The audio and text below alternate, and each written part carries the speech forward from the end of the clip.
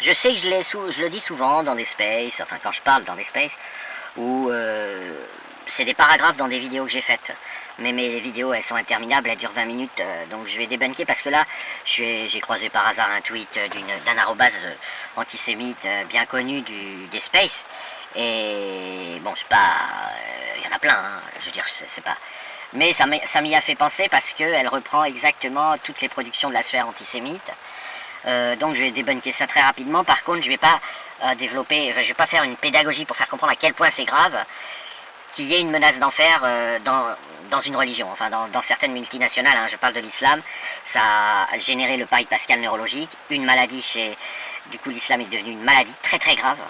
Le christianisme a essayé de faire pareil, mais il n'a pas réussi son chantage à l'enfer, c'était pas sa principale publicité, on va dire. Du coup ça s'est sécularisé, Vatican II a donné un peu le coup de grâce, mais de toute façon le chantage à l'enfer dans le christianisme ne génère pas le pari de Pascal neurologique qu'on peut observer en islam aujourd'hui. Je dis pas il y a 400 ans, j'y étais pas. Hein. Alors, deux grosses arnaques antisémites, bon, bien connues, hein, mais je vais les débunker. Alors une, je l'ai souvent rappelé, j'ai même fait des vidéos consacrées qu'à ça.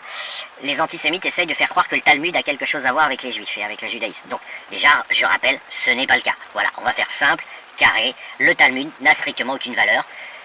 Et ne compte pas. C'est aussi simple que ça. Ce n'est pas un livre qui est revendiqué par qui que ce soit comme venant de Dieu, comme ayant une inspiration surnaturelle. Il n'a aucun statut. Il est arrivé des milliers d'années plus tard, enfin, pas tout à fait des milliers, 1500 ans à la...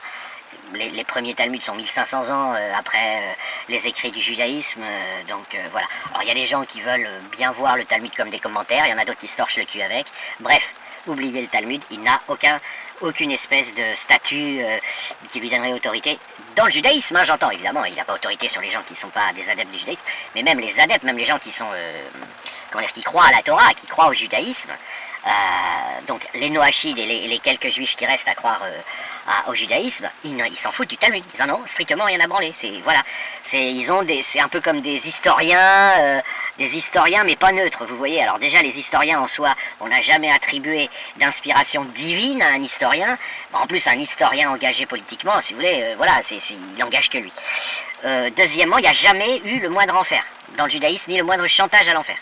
Je suis absolument catégorique, je ne suis pas juif, je ne suis pas neutre bien sûr, parce que je suis pour les juifs, parce qu'ils résistent à l'islam. Enfin, je considère Israël comme le village d'Astérix.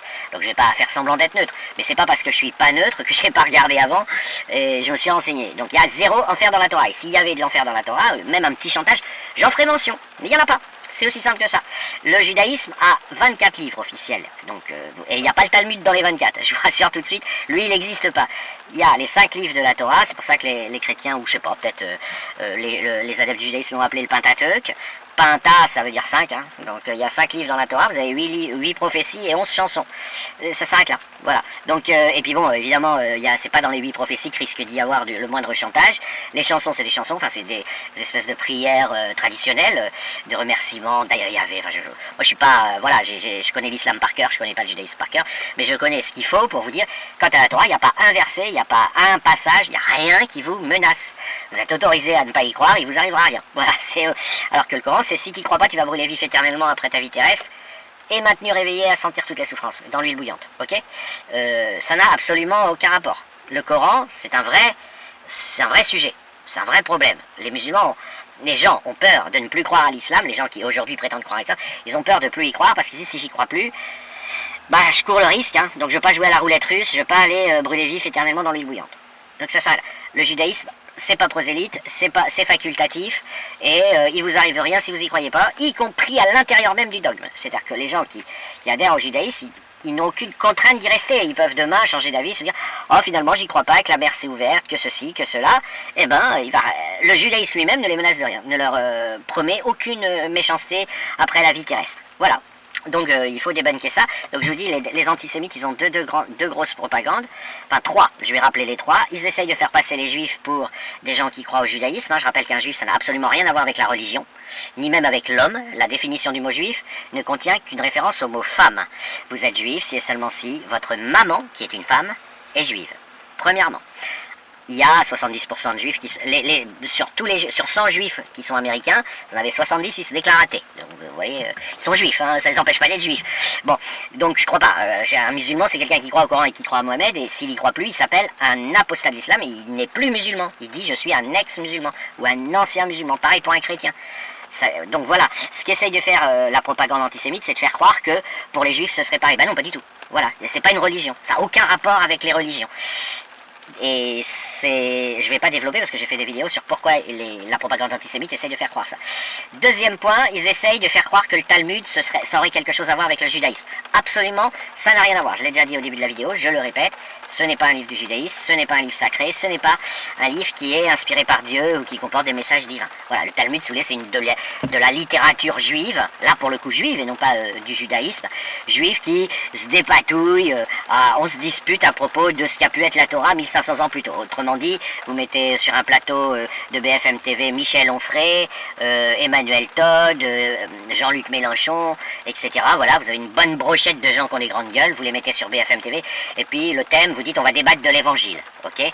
Bon bah le Talmud c'est le résultat, c'est-à-dire c'est des gens qui débattent au sein du monde juif de ce qu'a été le judaïsme dans le passé. Voilà, donc ça n'a aucun... Les antisémites essayent de faire passer le Talmud pour un écrit sacré du judaïsme. Donc c'est une escroquerie. Et la troisième arnaque, c'est ils essayent de faire croire que les gens qui croiraient au judaïsme seraient en quelque sorte dans la difficulté pour ne plus y croire, un peu comme un musulman a du mal à apostasier, il serait dans une identité. C'est totalement faux. Et ça n'impose aucun problème à un juif d'annoncer à tous ses copains juifs, à toutes ses copines juives, que lui il est athée, agnostique, d'ailleurs on assiste même des fois à des activistes, hein, Larry Golad, qui est un gars qui s'appelle Larry, plus loin Golad, c'est un pseudonyme, bien sûr, c'est un arrobase, qui a longtemps milité, qui a été un grand militant sioniste sur Twitter, qui est parti sur TikTok et qui a annoncé il y a quelques mois qu'il était devenu athée depuis quelques temps, parce qu'il avait tout simplement réfléchi et il pensait, voilà, on n'est absolument pas dans quoi que ce soit de spécial. Voilà, c'est Larry Golad, quand il a fait ça, il s'est pas dit oh là là, que va dire mon environnement, mes copains sionistes, etc. Il sait qu'ils s'en foutent, il sait que c'est pas un sujet. Voilà, donc il n'y a ni menace d'enfer, le Talmud ne fait pas partie du judaïsme, et juif, ce n'est pas synonyme de noachite, ce n'est pas synonyme de quelqu'un qui croit à la Torah et au judaïsme. Voilà, dans le monde, je vais vous donner les statistiques mondiales, ça rallonge la vidéo, mais c'est des chiffres, 55% des juifs sont athées. Donc 55, quand je dis athée, agnostique, déiste. Le groupe, là, il rejette totalement toute forme de religion, il ne croit pas aux religions, à quelle qu'elle soit, y compris le judaïsme.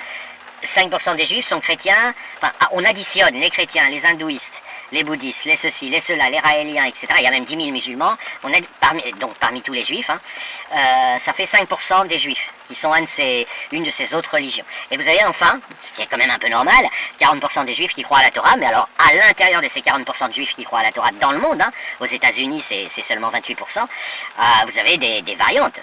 Vous pouvez aller de l'orthodoxe extrémiste au Neturei Karta, en passant par le gars tranquille qui dit ouais je pense que la mer s'est ouverte, voilà, j'ai bien réfléchi, j'y crois, d'autres ils y croient pas, enfin d'autres pardon, ceux qui croient à la Torah ils y croient bien sûr, mais c'est pas monolithique. Ça n'a absolument rien à voir avec le christianisme ou l'islam, ça fonctionne pas du tout de la même manière, et par ailleurs c'est né il y a 3500 ans, en même temps c'est contemporain du bouddhisme et de l'hindouisme, et c'est né dans un monde où les femmes étaient l'égale des hommes, en Égypte d'il y a 4000 ans, et ils ont gardé ça, c'est pour ça que le juif a préservé l'héroïsme et la gloire du féminin et ne touche pas aux femmes et préserve les femmes et met la femme au-dessus de l'homme. Les deux religions concurrentes qui sont venues 2000 ans plus tard, leur unique but c'est d'asservir les femmes, enfin pas leur unique mais presque.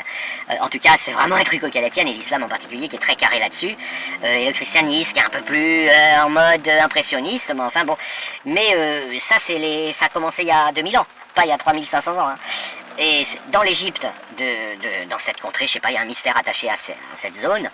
Je suis pas un grand spécialiste, mais a priori, voilà, c'est un des rares endroits dans le monde. Il y en a eu d'autres, il y en a au Japon, où la femme n'avait pas de compte à rendre aux hommes, elle n'était pas considérée comme aujourd'hui inférieure à l'homme, ou ayant des comptes à rendre, ou je ne sais quoi, à cause de toute la pourriture qu'il y a dans les têtes.